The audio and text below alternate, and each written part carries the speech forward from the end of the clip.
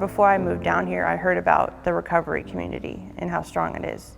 I got an interstate compact through my probation and was able to fly down here, and I came straight into treatment. People go to residential, and residential treatment centers are beautiful. They're out in the middle of nowhere, and it's quiet, and sometimes they have horses, and they're surrounded by trees, and it's peaceful, and people can get comfortable and get sober. 4 to 6 weeks being in residential, and then they come home where their neighbor's dog is barking all night, and they get in an argument with someone they loved, and their boss is breathing down their neck at work, and they have a fender bender at the grocery store. And then they drive home past their favorite liquor store or past their favorite drug dealer, and it's really hard to stay sober when you get back to your community. And that's why we purposefully chose this space, so that when people are in treatment during the day, they go home at night and put their head on their own pillow in their own house with their family and their dog. But when they come to the treatment program, it still feels like residential here because we're removed from everything else. So you have your counselor, you have your community, you have your group therapy and individual therapy, and the doctors are here. Everything that would be in a residential program, it's peaceful.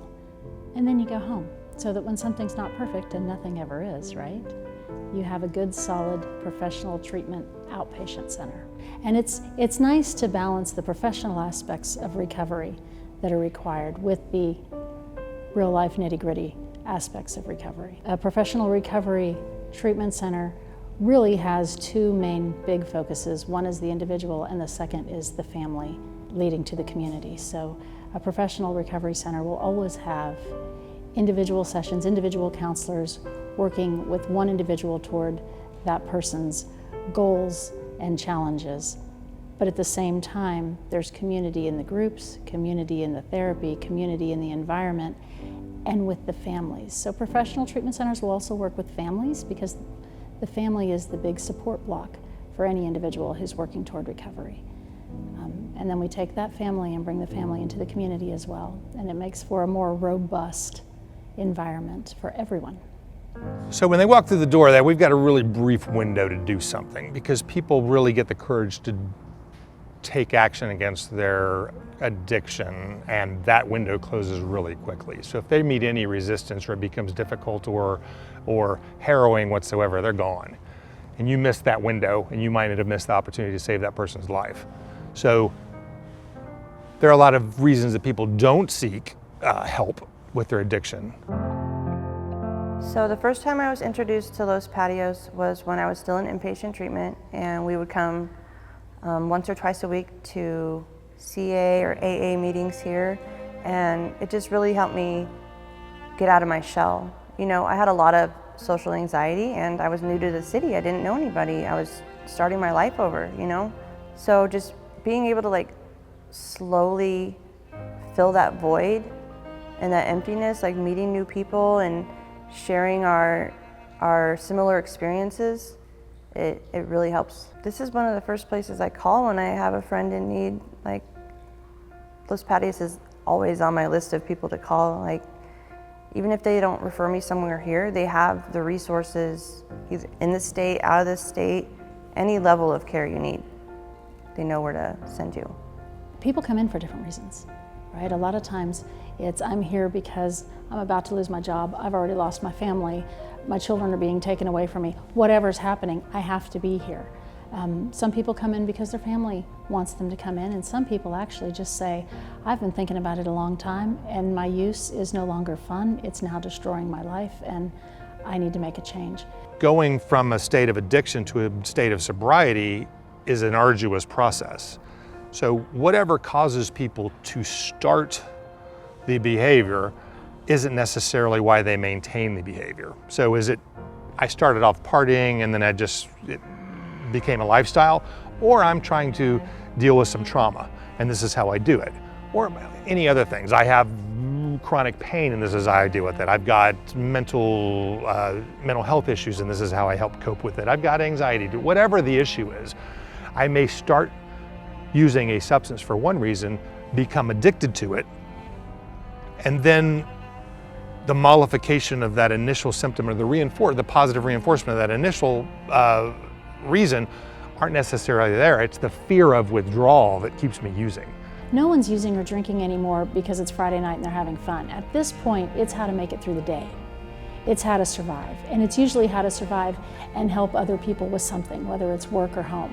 So it's scary and challenging to give up the substance that's been carrying you along for a very long time. I was raised in a house where people wouldn't expect me to be a drug addict, you know. My sister grew up fine, and my parents were very surprised at my rebellion. So it lasted throughout my teenage years and spread through my adult life as well. And I was a functioning heroin addict for many years. I owned my own business and had my own place, had a car, you know, so I didn't think I had a problem. That's one of the hardest parts, is actually coming to terms that you have a problem. I was one of those addicts who I didn't really use to get high, maybe in the beginning, but it was mainly to escape my reality. I didn't like my reality. I knew I was an addict for a long time, and honestly, that didn't really help me. Like, I was like, okay, I'm an addict, this is who I am. You know, I kind of just accepted it. When my mom got sick with cancer, I did try to get clean. That was also a harsh reality to face, and still something I'm working on, you know. But she is my main motivation today. I try to strive to be more like her, but I wasn't able to get clean before my mom died. It's important for folks to know that their life doesn't, although it has to change greatly, effort put into the change, and you have to have your community and your family and friends supporting you and also putting in change. There are things you can do to still stay engaged.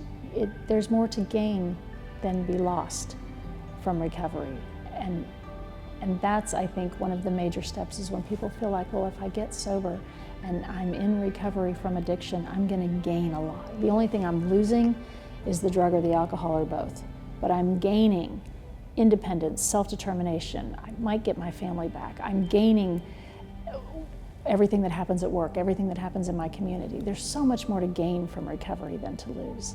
And once that acknowledgement is made, then we're good. I've been here 3 years. 3 years this month, yeah. And I have a year sober, so I didn't get it the first time, but because of the recovery community here and the support that I have, I was able to come back and trust the people around me with sharing my deepest emotions and how I was really feeling, and knowing that they would have the outlets that I would need for help.